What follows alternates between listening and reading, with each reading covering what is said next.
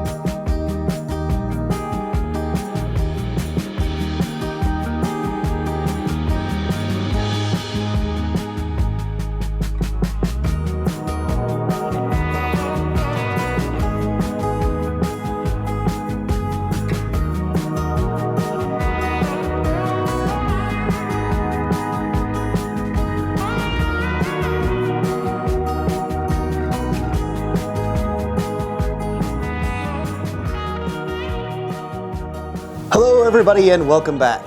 So, we'll get to why the episode is called The End towards the end of the video. First off, I want to show you the very cool newel post because I stripped it all and it looks really good, especially now that it's, well, it's hanging out in its position. It's not secured yet, but let me just go ahead and show you. Check it out, fitting right into its surroundings. Obviously it has no shellac in it or anything like that, so it's not as dark as the rest of the staircase here. But the panels on here match these so perfectly. They look so good. I mean, you know, comparatively, they're perfect.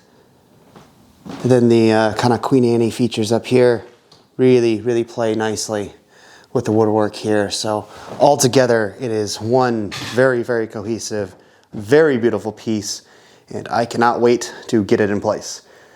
Now, a few of you might be asking why you messing with the newel post. Well, simply put, it's a good thing that I got it when I did because I have to run electric to it for the newel post lamp. And since I've been doing electric, it's perfect sense to go ahead and put it in, at least get the holes and everything drilled and the wires up to it. So I figured out exactly how I'm going to do that. Obviously, it's a hollow box, so there's a hole here, and each of these sides is just a panel of wood. It's not a solid thing, as you can see here at the bottom. So I've got to figure that all out and build another base around the bottom because the one that came with it was a bit cracked, but the rest of it is in perfect condition other than a little bit of minor cracking. Other than that, it's pretty much perfect. In that same time lapse, you might have noticed this door, which is a very, very beautiful door. It had lots of coated on paint. It was really gross. Most all of the paint on this was lead, which is always fun. It's so much harder to get off than this latex. But I believe this to be a sherry door. The only reason I say this is it looks a lot like my pocket doors, and so that's a rough guess. So what experts, please don't crucify me. But this is not my door. This does not belong to this house, nor will it end up in this house. 2 houses down from me is one of my neighbor's houses, who I've had the pleasure of speaking to a few times. And she invited me in to see what she was working on. And she has an amazing, amazing, amazing east-like staircase. And she was talking about this door that belongs right underneath the staircase. Actually, this is the door to the basement. In her staircase, she would have a door right here, and it's essentially that door. It's the same kind of panel feature, but a bit more east-like in design with some like spoon carved flowers and some beautiful stuff. I think I have a few photos. I'll throw those up right now, but it's absolutely amazing. But she was thinking because this door was painted so much and had a little bit of damage down here on the lock side that she was gonna have to throw it away. And I told her, no, don't do that. Don't do that at all. Let me have it for now. Let me strip it. Let me clean it up for you. Let me put it all back together for you. I'm gonna try to find some hardware because the stuff that was in here was modern crap.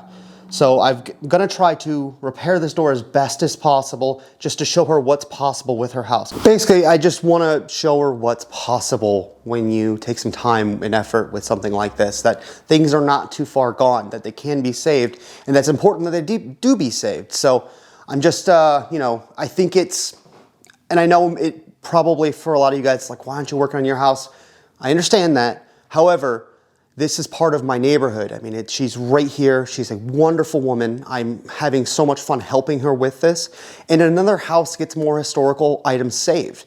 I'm about preservation in all ways, shapes, or form with these buildings. And if it means I gotta take some time out of my life to help a neighbor with her house, I'll absolutely do that. Once this place is done, what do you guys think I'm gonna do with all these skills I acquired? And it's never to make money. I just want to see more things in my city preserved. I want to see my city come back to life, you know, especially my neighborhood. And so, you know, by doing this little gesture, and hopefully I can help her with her staircase. Her entire staircase is painted in at least 4 coats of lead, just like that door. So maybe one of these days I'll ask for volunteers and we'll all go over there and help her fix her staircase because it's absolutely gorgeous. It deserves to be saved. And to preface this, she grew up in this house. This is her childhood home. So to see her have a childhood home that's better than she ever remembered, I think would do a lot of good for my soul. So that's why the door, sorry to be a little bit long-winded about that, but I think it's pretty cool that I had the opportunity to help somebody else out. So especially since you guys have helped me out so very much. So trying to pay it forward best I can. So on to the next task. I'll see you after a few little time lapses.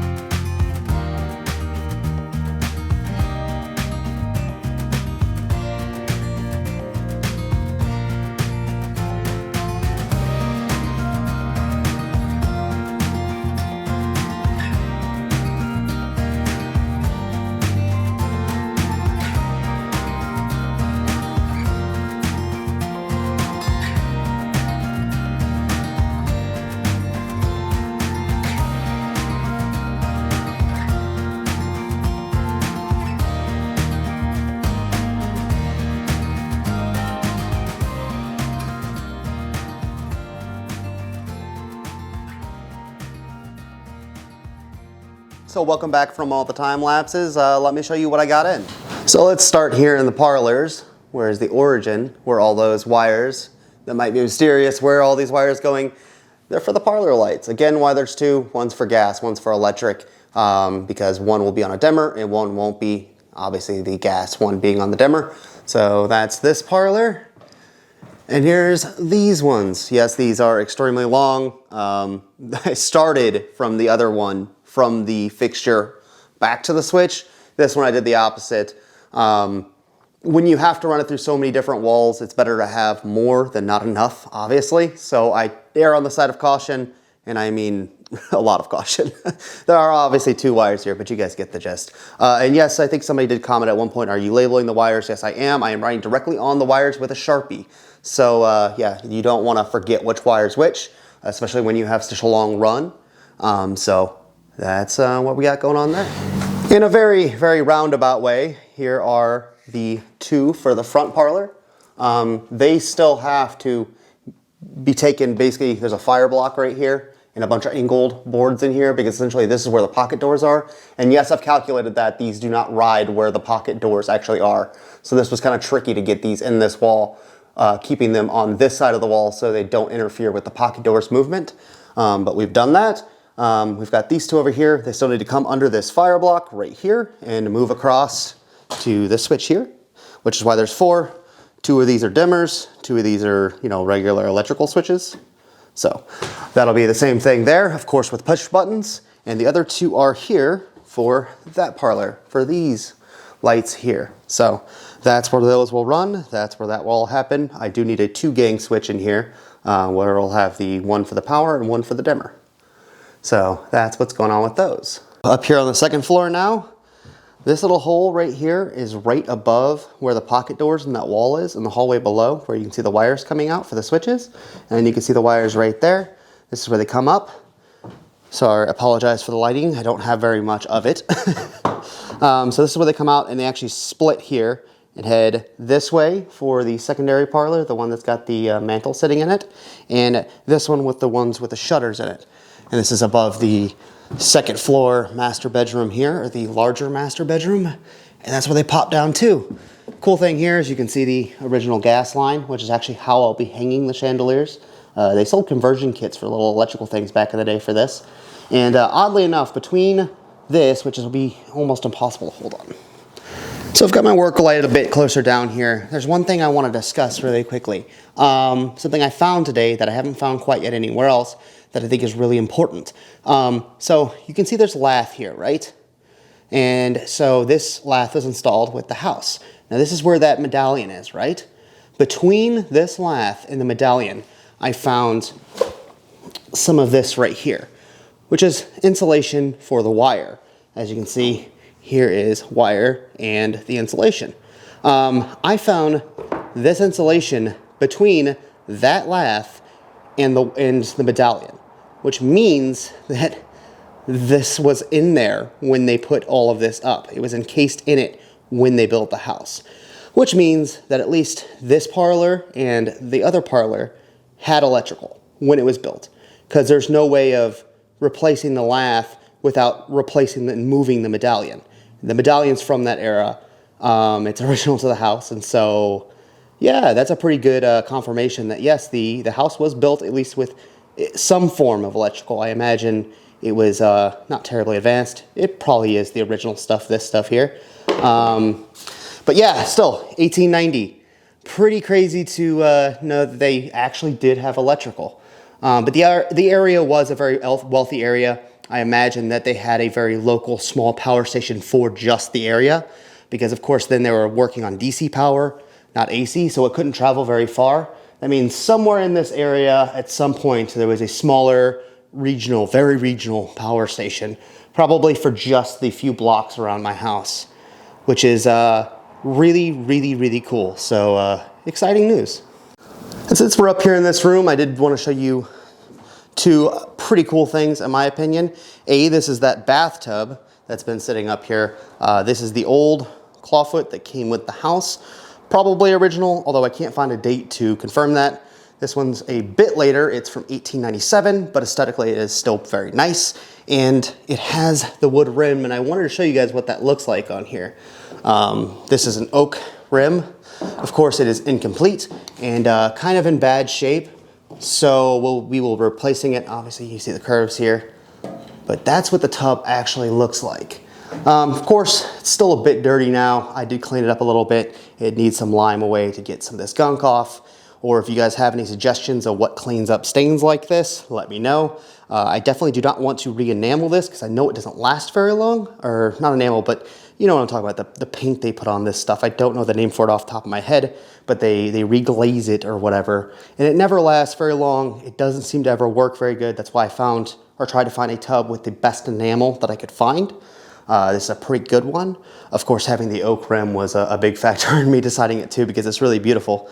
But so yeah, I wanted to show you guys that thing when it's kind of set up more. I also did sit in it. It is huge and it is very deep, and I cannot wait to take a bath in it.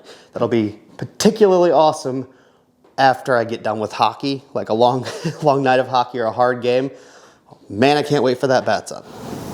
So our good friend David, since we're up here as well, next to the Christmas tree, sent us these really awesome era-specific ornaments. This little paper Santa one, these two birds. I think he said this one might be a little later, but this one's of the era.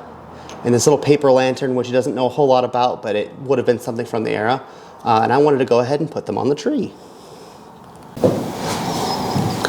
So David, there you are. They're on the tree, buddy. Man, as always, I can't thank you enough. David is the guy who gave us the rocking chair and those oil paintings from a few episodes back. And he's become, well, a source of really, really cool things and just a genuinely really good human. So, and as I said in one of the previous videos, David, man, it's been an absolute pleasure meeting you, buddy. I hope I know you for forever, man, because your kindness has been overwhelming, man. So thank you. Oh, and I almost forgot. Merry Christmas, man. And on the note of gifts, we have one from Martin here as well. Martin actually being the grandson of one of the guys, Chip, who I talked to on the radio in Cincinnati, which I know you guys probably don't know about it because I haven't ever talked about it. But I do this show that's called Keep Antiquing in Cincinnati with Frank Farma Loomis, with a guy named Chip Cosmo, and this is his grandson. And he's a pretty cool artist and a creator of all things and a Victorian Victorian architecture nut like all of us here. And he made a 3D print, and I'm gonna go ahead and check it out. So let me take my trusty knife, open the box, and we'll see what we got, yeah? So first thing of a very high note here is the box actually has our house printed on it, which is super, super cool, with, of course, the Charles S. Brown residence. Love that. And then to get to the better lighting so we can really show you off, guys. So let's first start off with this. This is the note from him. This is the Mark Hopkins residence in San Francisco, if I can speak. I'm blown away by its beauty, that's what it is. And I want to show you guys how absolutely amazing this little model is. Every detail, and you know, quite tiny detail. I mean, you can see my hand here. And Marvin, this is really, really cool. And definitely a piece that'll be going in the library on one of the shelves because I absolutely love it. And of course, at his request, he wants another Christmas tree. Let's go take it up there. There we go. Perfect. Thanks again, Marvin, man. That's really, really cool. Now with the gifts, guys, obviously I do appreciate that. I want to start this whole little conversation off with that. You know, you guys are welcome to send anything you want to send to me. They're always welcome. I always will take any piece with open arms because I want to preserve it. And I want to preserve you guys' stories, and I want to be able to tell these tales, and I can't wait till other people can come experience the items you guys have given us because other people will be in this house. But I don't want you guys to ever be compelled or feel like you need to give us anything. Be that with the Patreon, be that with anything. I don't want you guys to ever feel that way because it's not ever like that. I ask nothing of any of you, and I would love to give you all of the content and still invite you guys all here at some point for a tour. I want to show this house to the world. The one thing, you know, that I see a lot in the comments is you know, your house or your and Kim's house. we don't really think about this house as our house. You know, as I've said in the past, this is my love letter to St. Louis. This is the love letter that I wanted to write to my city and its architecture and its history. It's a place that I can preserve, and not only that, the place that I can share with everybody. You know, this is as much a public place as it is a private place. Of course, it's a bit more private now because I'm still putting it together. But the plan was always, always, always to have some sort of public face.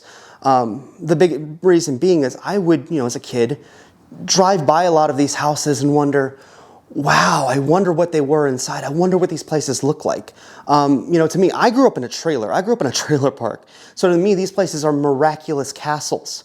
And I know there are many kids who feel that way as well. I know there are many adults who feel that way as well. And so my plan from the very beginning was to share this place with you all. When you guys watch, when you guys subscribe, when you guys...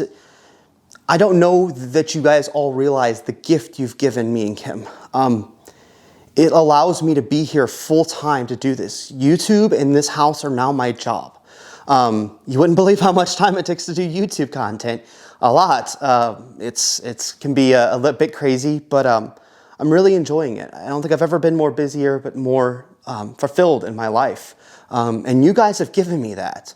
By you guys being here and just watching, no more than that, just watching the channel helps me get this place together. It helps me monetarily, of course, and of course I take the sponsorships and things like that because it helps me monetarily to get to the goal of being able to invite you in for a drink and to show this place off to everyone who wants in. You know, like you guys have afforded me such a great gift. And you know, I say it all the time, and I know a lot of YouTubers say it as well, I have the best audience. I really believe that. I know of no other audience would come and share their tales and write me letters and write me emails about the most amazing things, say the most wonderful things about me that I am in no way of fully deserving of because of how wonderful they are. So I just want to express to you guys, never ever feel compelled to give me anything. That is all by your own volition. People really wanted to send me things. That's why we have the P.O. box anyways, because I don't want anything sitting on the porch and getting taken. Not that that's happened here. My other house, that happens all the time. But here, that hasn't happened or anything like that. But, you know, I see a comment here and there, of course, and I just want to make it known that you guys in no way have to do that. But if you want to see a guy struggle to figure out how to put back such a miraculous place and then eventually open it up to the world, that's what this channel is. That's what this whole process is for. And I can't wait to continue to share it with you guys, if you'll have me, of course. So thank you so much. Really, you don't know how much you've changed our lives. Really, you have.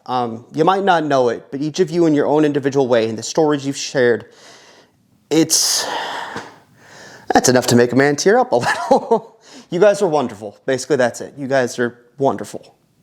So now we get to the last part of the video. Why is it called the end? Well, it's actually not the end of the house or the end, obviously not of construction. We have a lot of that to do. But it's the end of this season. We've been working on the house for about a year now, and I want to start splitting it up into seasons. That way it makes it easier, I think, for new people to get invested, because I think it's really hard if you come into, episode 50 and you're like, but what happened before? Well, you wouldn't know, right? So here soon, probably in the next week, I'm gonna do a recap video for the first entire year. And after that, I'm gonna start doing 6-month seasons. Again, just so I can keep, new viewers coming in. Of course, again, as I said before, everybody who does subscribe and does like the video and does watch the ads and does all that stuff does help me get the house together faster, especially with things that I can't afford all at once, like systems, which is why I don't have ceilings. So, no, you guys really do help with that. And if I can bring new people in, and of course, as a less selfish thing, let's say, more people can learn about history, more people can learn about my wonderful city, more people can find these things out. And the more I get done on this house, the more knowledge I have to apply to my neighbors' houses and friends' houses and just strangers' houses. Because again, as I said before, anytime that somebody needs help around me, you guys have been so generous to me, and this is how my mom raised me. I want to help. I don't want the money out of it. I just want to make sure things get done and things are done the correct way, and that people can learn to appreciate, you know, what's in these houses, what's in this city, and what's in your city, you know. So the more things I can help fix, and the more things I can teach, and the more things I can learn so I can teach, the better. So, of course, if we grow the channel, that can happen more often, or at least happen quicker, because this mission was always going to happen one way or the other. You know, I never expected the YouTube to blow up.